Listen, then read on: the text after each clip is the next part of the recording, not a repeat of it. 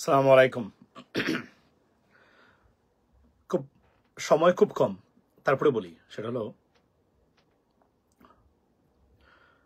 বাহিরে যতই তর্জন গর্জন দেখাক না কেন ভারতীয় গভর্নমেন্ট বা নরেন্দ্র মোদী গভর্নমেন্ট, ভিতরে ভিতরে কিন্তু চলছে প্রেসিডেন্ট ট্রাম্প এবং আমেরিকাকে ঠান্ডা করার কঠিন প্রক্রিয়া। প্রশ্ন হলো, এই কথাটা কি আমি বলছি? না, আমি বলছি না। এই কথাটা হিন্দুস্তান টাইমস, ভারতের বিখ্যাত পত্রিকা, তারাই বলছে এই কথাগুলা। সেটা কি?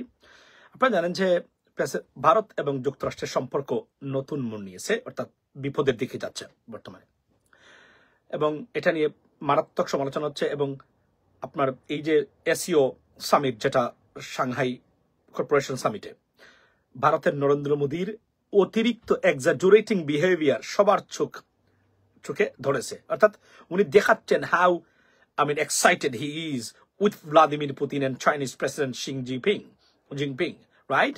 বাস্তবে হলো তার ভিতরে প্রচন্ড ধরনের অশান্তি, নরেন্দ্র মোদী, আপনার প্রাইম মিনিস্টার নরেন্দ্র মোদীর। তার একটি উদাহরণ হলো হিন্দুস্তান টাইমস, এই দেখেন আমার এখানে স্ক্রিনে আছে, আমি লিঙ্কটা দিতে পারি, আপনারা পড়বেন। India has offered to cut its tariffs on US goods to zero. Donald Trump claims, but it's getting late. অর্থাৎ বাহিরে বলছেন আমেরিকা না ছাড়াও আমরা চলতে পারি, দেখানোর জন্য। It could be smart move, but it could be a naive smart move, like Temu version of আপনার Amazon. সেটা কি? আপনি দেখেন ভিতরে ভিতরে চেষ্টা করে যাচ্ছেন, কারণ তারা জানেন already $47 billion wiped off from the Indian economy. সেই জায়গাতে আপনি কল্পনা করেন যে এটা, আমি কিন্তু হিন্দুস্তান টাইমসের খবর দিচ্ছি, এটা আমার ব্যক্তিগত কোনো খবর না। তাদের এই বিখ্যাত, পৃথিবী বিখ্যাত পত্রিকা আপনার হিন্দুস্তান টাইমস, তাদের বক্তব্যটা হলো জিরো ট্যারিফ তারা অফার করেছেন ভারতকে, আমেরিকাকে, প্রেসিডেন্ট ট্রাম্পকে, বর্তমানে সমস্যা সমাধান করে। কিন্তু বাইরে দেখাচ্ছেন উলট পালট করে ফেলতেছেন সব। এটা হচ্ছে Indian propaganda. Be careful before you swallow it, because this is what they do it on every occasions. বাংলাদেশের ক্ষেত্রে তারা তাই করেছে, তাই দেখিয়েছে, ফেল করেছে, এটাও ফেল করবে।